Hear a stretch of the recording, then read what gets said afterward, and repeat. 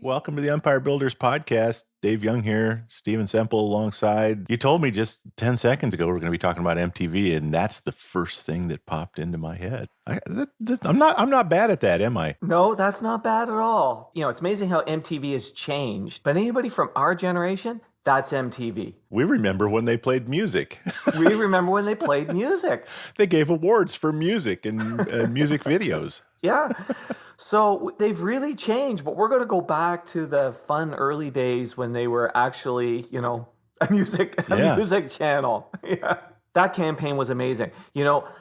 We're going to pause for a minute and we're going to slot in a whole pile of those I Want My MTV ads at a certain point here, because the list of musicians that they had do that is just incredible. Just incredible. You may not have as deep awareness of this as I do. Do you know the very first song that they played when they launched MTV? I do, and you can share it right now. Well, because I was in the radio business, right? And the first song was the Ruggles' Video Killed the Radio Star. Yeah, exactly, which was so funny. And everybody in the radio business is like, I like MTV, but this is ominous. Yeah, you gotta really have a sense of humor to do that. We're in trouble now. Yeah, exactly. And then they quit playing music and radio was fine. Yeah, exactly. Radio outlasted MTV in the end. So MTV was launched on August 1st, 1981, and it's the flagship property of MTV Entertainment, which is now part of Paramount.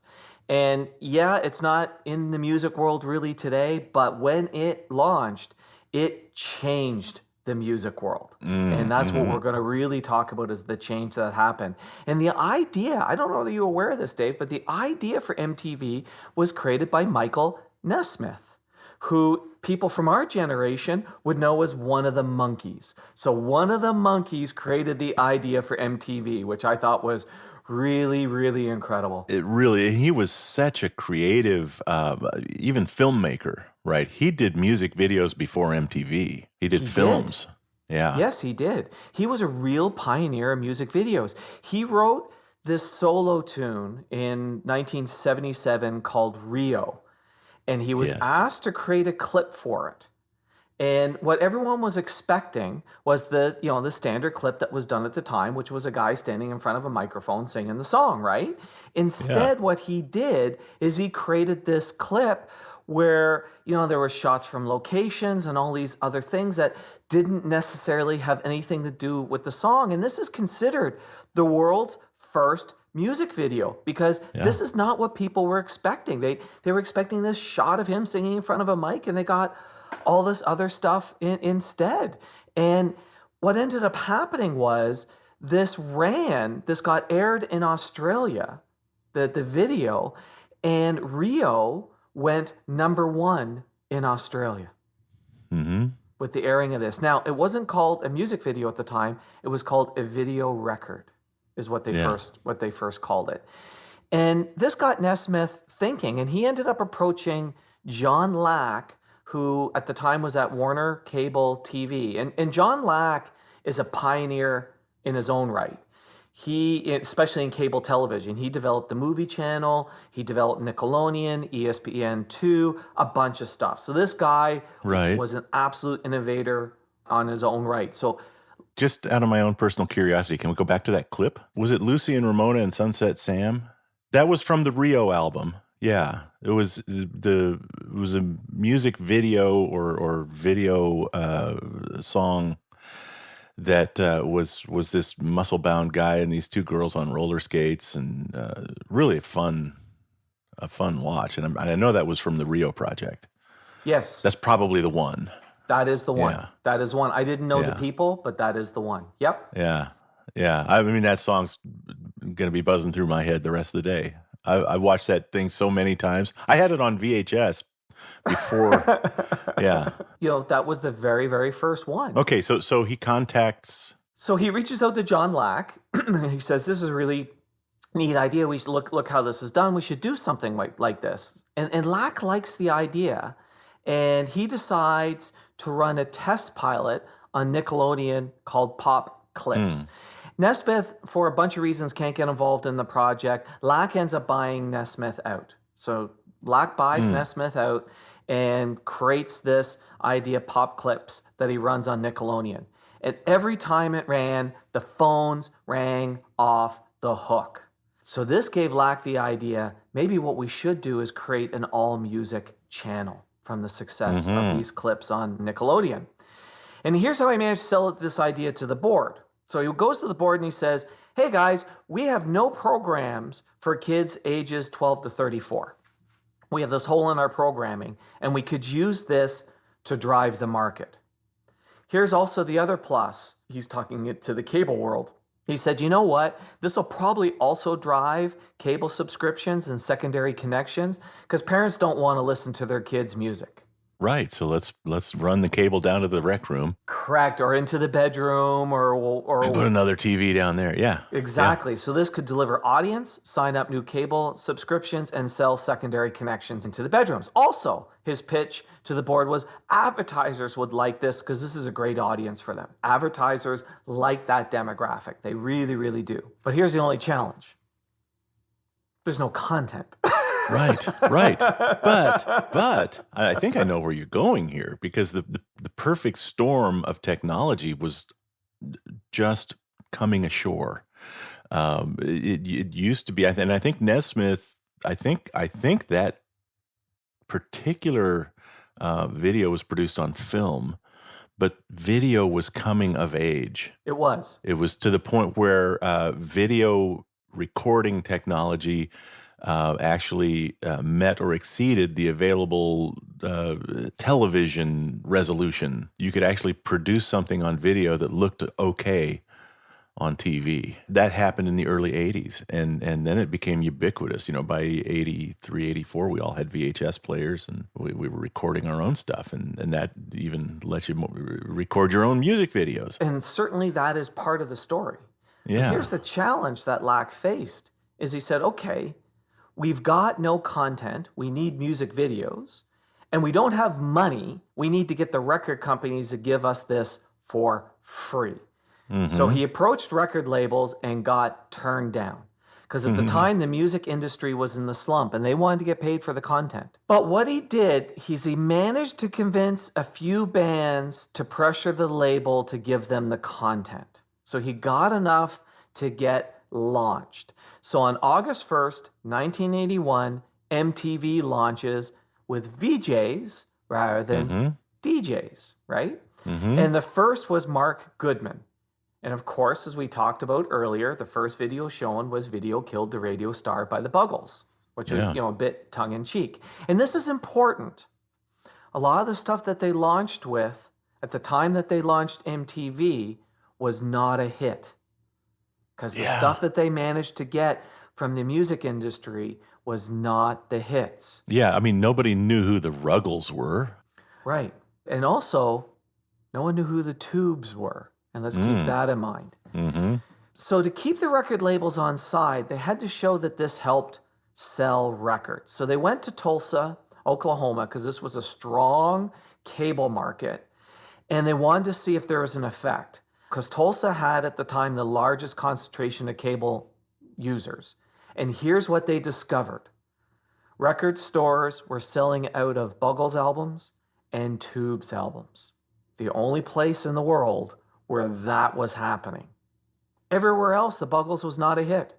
And really the only place in the world that you could watch or listen to the Buggles. Right. Right, because radio stations weren't playing it. Right, and the Tubes were not getting played anywhere other than MTV and local Tulsa radio. There you go. So they went to the radio stations, and here's what they found.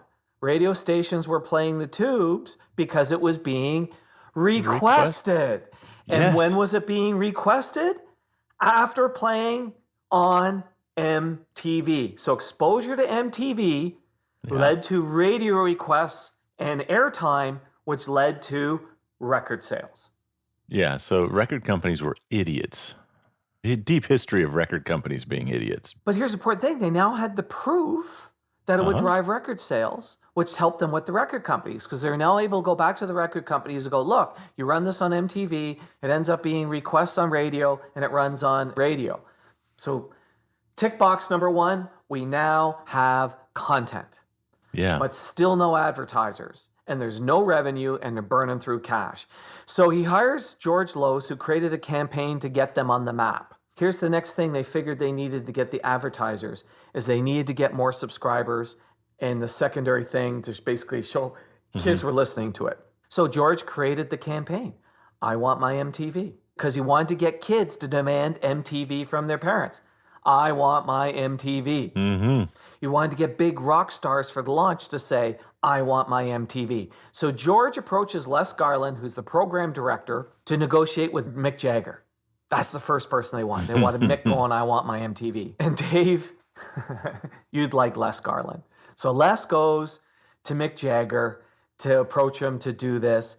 And Mick Jagger says to Les, we don't advertise. The Stones don't advertise. Stay tuned. We're going to wrap up this story and tell you how to apply this lesson to your business right after this. Nice one. Thanks. We should do this more often, man. I wish we could. And why can't we? It's my business. What about it? Thought everything was good. It was. Do I hear a but in there? Sales have started to flatten, and we're down over last year. Oh. Can't figure it out. Tried a bunch of stuff. Putting in more time doesn't seem to make a difference. Yikes. It's frustrating. Have you spoken to Steven? Who? The host from the podcast we just interrupted? No. Why not? I thought you were trying stuff. I am, but what's Steven gonna do? He'll work with you for free. You mean that starter session thing? Yep. I don't know. What do you have to lose? Not much, I guess. So, you gonna book one? Yeah, why not? Where do I do it again? I think you can do it right from this podcast. Cool, thanks. You bet. We really should do this more often. Golf more or interrupt this podcast? Over to you, Dave. Book your starter session on this podcast's website. Just visit theempirebuilderspodcast.com and click on Get Started. Let's pick up our story where we left off, and trust me, you haven't missed a thing. So Les calls Mick out on his shit, pointing out that the Stones did advertising for Jovan fragrance. And Jagger responded, well, they did that because, the fragrance company sponsored a tour and gave us lots of money. There you go. So to which Les said to Jagger, so you do commercials for money? And he said to Jagger, here's $1. There's your money. And Jagger laughs and said, I like you, Les, I'll do it. So Jagger agrees to do the I want, my MTV. And once they got Jagger, they got Billy Idol, they got Pete Townsend, they got Bowie, they got Pat Benatar, they got the Police. And I remember those ads, and it felt like every rock star in the planet was saying, I want my MTV. Like it was just like constant, I want my MTV. And it was like everyone was. And in fact, this pulled the record, when you were talking about the record industry being idiots, this actually pulled the record industry out of a slump. Record sales, following the launch of MTV, record sales started to increase. It really proved its importance to the record industry with Thriller. Absolutely. So I don't know a lot of people realize, but when Thriller was released, so the album Thriller was released on November 30th, 1982, and the first 3 hit singles had videos. Billie Jean, Girl Is Mine, Beat It. Okay? So almost a year after the release of the album, the video for Thriller was released. And Thriller was nowhere on the charts. So think about it. This song had been out in the world for a year and had gone nowhere. And what Michael Jackson did changed the music industry forever. He shot a 15-minute mini movie on Thriller. Yeah. The budget was $500,000. It was the largest music video budget at the time, because most were like 50 grand. Like a big budget was 50 grand. He was like, no, we're dropping $500,000 on this. And it was the most successful video in MTV history. And after the album being around for a year and Thriller being nowhere, it suddenly exploded, and that album became the best-selling album of all time. Driven by this 15-minute music video that was done on MTV. Because at that point, between what happened, tubes, bongles, radio sales increasing, and then what happened with Thriller, done. The industry changed forever. Forever. And I believe MTV would still be a force today if it wasn't for the fact that where people go today to watch the music videos is YouTube. Yeah. Well, and then what, 83, that album won, what, 9, 10 Grammys? Oh, it was Something unbelievable. like that. Yeah. Yeah. Unbelievable. I'll send people down a little weird rabbit hole if you'll allow. Roy Williams, along with Michael Drew, wrote a book, and Roy did this presentation for at least a decade. Roy H. Williams is one of our founding partners with Wizard of Ads in our consulting group. But there's a book called The Pendulum.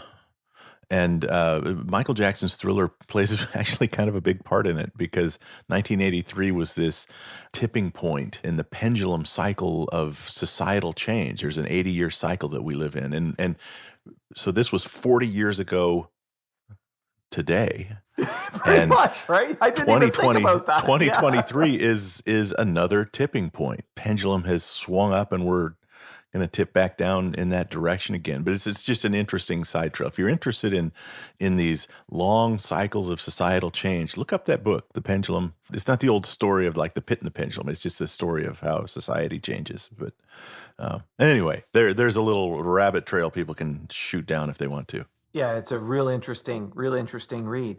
But here's the thing that really struck me as what I learned when I was looking at this MTV lesson is, Michael Nesmith was exploring, like, a super creative guy, saw the idea, they ran it and went, wow, there was a weird success here. Mm-hmm. And they chased it down. It was an idea that was inspired from, I did this creative thing and I got this result. Boy, oh boy, there's more to it here. But the other thing that John Lack understood was, to make it work, they had to put themselves at the center. So in other words, they had to figure out a way to make this work for the cable companies, for the record companies, and for the advertisers. So he understood he had to actually, and it wasn't just enough of, I got to put it out there. I actually have got to have a plan for making this work. And he had a plan that he executed on to bring all of these pieces together. And I think far too often, when we're in a situation where people need these multiple pieces, we ignore that, no, you actually have got a plan to pull all this together. He knew he had to get content from the radio company, so he had to figure out a way to show that it was good for them. He understood that he had to get subscribers, so he created a campaign for that. And then he knew when he got subscribers, he would be able to get the advertisers. The advertisers would come when he had the subscribers. Yeah. But he had to empower the kids to ask for it. So it was really brilliant what they did. And the final part is, even proving to the record companies was not a straight line. And we see this a lot in advertising, where they'll go, oh, this happens, so therefore that's what the result was. It would have been very easy for them to go into the record stores. They asked people buying in the record stores, where did you hear this album? I heard it on the radio. It would have been very easy to go, okay, it was radio. They took the next step and went to the radio stations and said, why are you guys playing this? It's because of requests. Yeah. And then they looked at, when did the requests come in? The requests came in after the album played on MTV. Often in marketing, it is not a straight line. Exactly. It is this domino effect, and they understood that and chased that down. And that, I think, is something that should not be ignored in this story. I agree with you, and brilliant move, because he knew they had the proof that Michael Nesmith laid out was that people enjoy this kind of content. Yes. Right. But nobody's making it, because there's no way to, like, you're not going to get a 10-minute movie to show at your local movie theater, right? Nobody's going to get in line to go watch a 10-minute movie. But you start sprinkling these onto cable TV, and you create this little storm. And he knew where to feed the fire. Yes. Right. He knew that, okay, well, the people that have it really like it, And the people that don't have it are going over to their friend's house to watch it.